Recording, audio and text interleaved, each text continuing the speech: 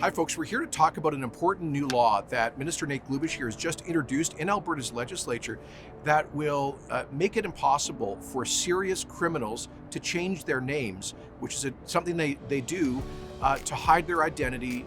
And so this is going to help to improve public safety. Tell us more about your bill, Nate. Sure, Premier. Well, thank you. So this is a really important next step to the legislation we passed last year, which ensured that convicted sex offenders could never change their names, hide from their past, and hide in our communities. We did that to make Alberta's communities safer and to protect Alberta families. But it became very apparent to me just recently that there was a dangerous offender here in Edmonton who had signaled that he wanted to change his name and that he wanted a court publication ban on that process.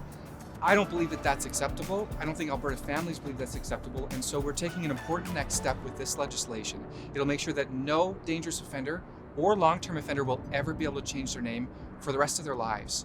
And it will also ensure that high-risk offenders will not be able to change their names for as long as they're classified as such. That's a great step, Nate. So Nate last year took the initiative, as he mentioned, when we heard about convicted sex offenders, including pedophiles, who were changing their names so that they could, be hidden in terms of their background. And we changed that law last year. This is extending the same principle. Nate is responsible through Service Alberta for the vital registration of names. So we're using that authority to do this. And I think it's an important measure that will help to keep our community safer. Absolutely. And Premier, my hope is we'll be able to count on all of the support of all MLAs to get this done quickly.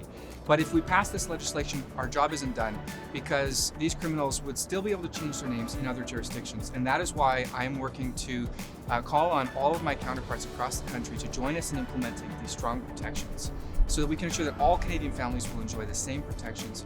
Ultimately, that will make our community safer and protect Alberta families. I'll tell you what, Nate, I'm speaking to all the premiers across the country this afternoon, and I will raise your request that they harmonize their laws with ours. So thank you for this good work, and let's get this passed as quick as we can.